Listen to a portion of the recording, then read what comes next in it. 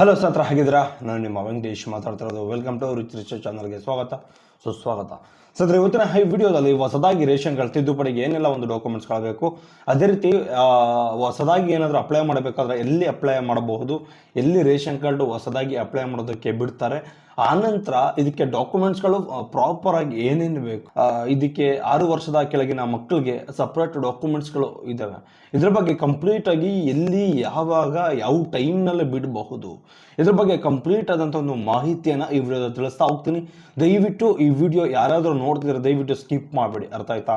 ಕೊನೆ ತನಕ ನೋಡಿ, ತುಂಬಾ ಯೂಸ್ಫುಲ್ ಆಗುವಂಥ ಒಂದು ವಿಡಿಯೋ ಅಂತಾನೆ ಹೇಳ್ಬೋದು. ಬನ್ನಿ ಸ್ನೇಹಿತರೆ, ಈ ವಿಡಿಯೋನ ಸ್ಟಾರ್ಟ್ ಮಾಡೋಣ. ಸ್ನೇಹಿತರೆ, ಅದಕ್ಕಿಂತ ಮುಂಚೆ ನಮ್ಮ ಚಾನಲ್ಗೆ ಫಸ್ಟ್ ಟೈಮ್ ವಿಸಿಟ್ ಮಾಡಿದ್ರೆ ಕೂಡಲೇ ಸಬ್ಸ್ಕ್ರೈಬ್ ಮಾಡ್ಕೊಳ್ಳಿ, ನಮ್ಮ ಫ್ಯಾಮಿಲಿ ಮೆಂಬರ್ಗೆ ಕೂಡಲೇ ಆ್ಯಡ್ ಆಗಿ. ಸ್ನೇಹಿತರೆ, ಏನೇ ಅಪ್ಡೇಟ್ ಇದ್ರೂ ಕೂಡಲೇ ನಾನು ನಿಮಗೆ ತಿಳಿಸ್ಕೊಡ್ತಾ ಹೋಗ್ತೀನಿ. ಸ್ನೇಹಿತರೆ, ಮೊದಲನೇದಾಗಿ ರೇಷನ್ ಕಾರ್ಡ್ ಹೊಸದಾಗಿ ಅರ್ಜಿ ಹಾಕಿಸ್ಕೊಳ್ಳೋದಕ್ಕೆ ಏನೆಲ್ಲ ಒಂದು ಡಾಕ್ಯುಮೆಂಟ್ಸ್ಗಳು ಆನೆಸ್ಟ್ ಆಗಿ ಏನೇನು ಬೇಕು. ಸ್ನೇಹಿತರೆ, ಮೇಯ್ನ್ ಆಗಿ BPL ಕಾರ್ಡ್ ಬಗ್ಗೆ ಮಾತಾಡ್ತಾ ಹೋಗೋಣ. BPL ಕಾರ್ಡ್ಗಾದ್ರೆ ಮೈನ್ ಬೇಕಾಗಿರೋದೇ ಕ್ಯಾಸ್ಟು ಮತ್ತು ಇನ್ಕಮು, ಆಧಾರ್ ಕಾರ್ಡು. ಈ 3 ಸರ್ಟಿಫಿಕೇಟ್ಗಳು ನಿಮ್ಮ ಹತ್ರ ಇರಬೇಕು, 3 ಡಾಕ್ಯುಮೆಂಟ್ಸ್ಗಳು ನಿಮ್ಮ ಹತ್ರ ಇರಬೇಕಾಗುತ್ತೆ. ಆಧಾರ್ ಕಾರ್ಡು ಮತ್ತು ಕ್ಯಾಸ್ಟು ಇನ್ಕಮ್ಮು ರನ್ನಿಂಗಲ್ಲಿ ಇರಬೇಕು. ಮೊದಲು ರನ್ನಿಂಗಲ್ಲಿ ಇಲ್ಲ ಅಂದರೆ ಕೂಡಲೇ ರಿನ್ಯೂವಲ್ ಮಾಡಿಸ್ಕೊಳ್ಳಿ. ನಾನು ಓದಿ ವಿಡಿಯೋದಲ್ಲಿ ಕ್ಯಾಸ್ಟು ಇನ್ಕಮ್ ತಿದ್ದುಪಡಿ ರಿನ್ಯೂವಲ್ಲು ಮತ್ತು ಹೊಸದಾಗಿ ಯಾವ ರೀತಿ ಅಪ್ಲೈ ಮಾಡಬಹುದು ಅಂತ ನಾನು ನಿಮಗೆ ತಿಳಿಸ್ಕೊಟ್ಟಿದ್ದೀನಿ. ಕೂಡಲೇ ಆ ವಿಡಿಯೋವನ್ನು ಕೂಡಲೇ ನೋಡಿ, ಅರ್ಥ ಆಯ್ತಾ? ನಿಮಗೊಂದು ಕ್ಲಾರಿಟಿ ಬರುತ್ತೆ ಕ್ಯಾಸ್ಟು ಇನ್ಕಮ್ ಬಗ್ಗೆ.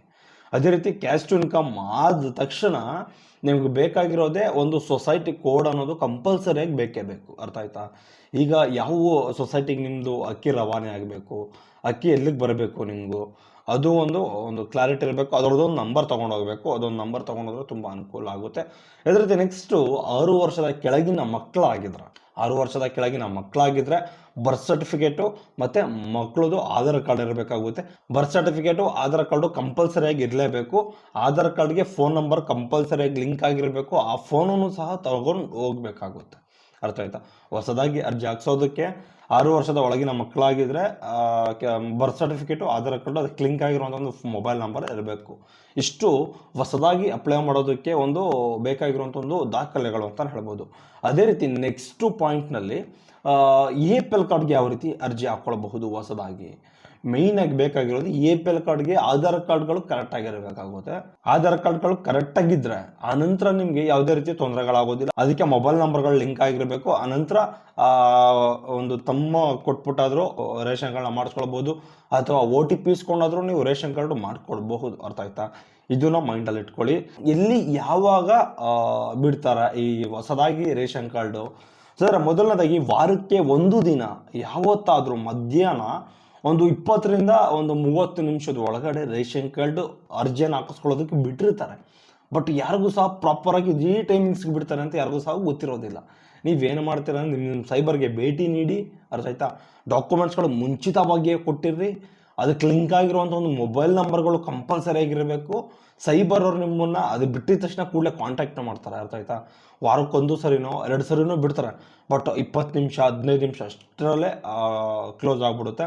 ಬಟ್ ಏನು ಮಾಡಬೇಕು ಅಂದರೆ ಇಮ್ಮಿಡಿಯೇಟ್ಲಿ ಸರ್ವರ್ ಏನು ಇಶ್ಯೂ ಇರೋದಿಲ್ಲ ಟೈಮಲ್ಲಿ.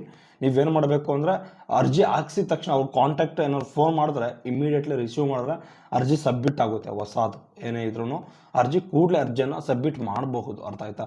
ಯಾವುದೇ ರೀತಿಯ ತೊಂದರೆಗಳು, ಸರ್ವರ್ ಇಶ್ಯೂ ಅದು ಇದು ಏನು ಬರೋದೇ ಇಲ್ಲ, ಅರ್ಥ. ಇದನ್ನು ಮೈಂಡಲ್ಲಿ ಇಟ್ಕೊಳ್ಳಿ.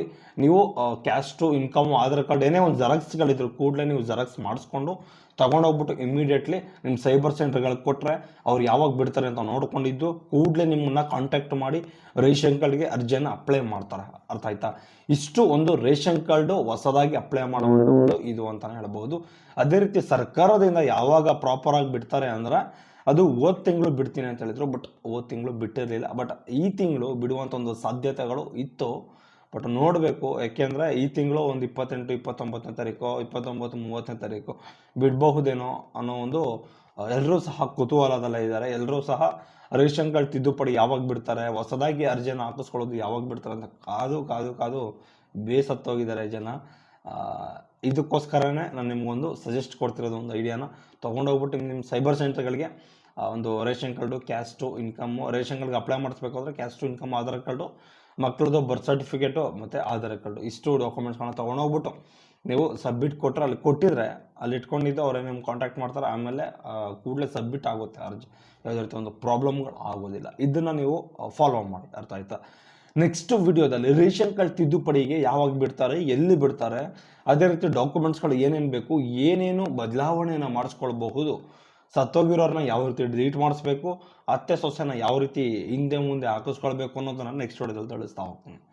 ಓಕೆ ಗೈಸ್, ಈ ವಿಡಿಯೋದಲ್ಲಿ ಎಲ್ಲ ಕಂಪ್ಲೀಟ್ ಆಗಿ ಹೊಸದಾಗಿ ಯಾವ ರೀತಿ ಅರ್ಜಿನ ಸಲ್ಲಿಸಬೇಕು ಅಂತ ತಿಳಿಸ್ಕೊಟ್ಟಿದ್ದೀನಿ. ನೆಕ್ಸ್ಟ್ ವಿಡಿಯೋದಲ್ಲಿ ಇದೇ ರೀತಿ ಯಾವುದಾದ್ರೂ ಅಪ್ಡೇಟಿಂಗ್ ವಿಚಾರಗಳಿದ್ರೆ ಖಂಡಿತವಾಗ್ಲೂ ನಾನು ನಿಮಗೆ ತಿಳಿಸ್ಕೊಡ್ತಾ ಹೋಗ್ತೀನಿ. ಓಕೆ ಗೈಸ್, ಬಾಯ್. ನೆಕ್ಸ್ಟ್ ವಿಡಿಯೋದಲ್ಲಿ ಸಿಗೋಣ. ಇದೇ ರೀತಿ ಯಾವುದಾದ್ರೂ ಅಪ್ಡೇಟಿಂಗ್ ಮಾಹಿತಿಗಳಿದ್ರೆ ಖಂಡಿತ ನಾನು ನಿಮಗೆ ತಿಳಿಸ್ಕೊಡ್ತಾ ಹೋಗ್ತೀನಿ.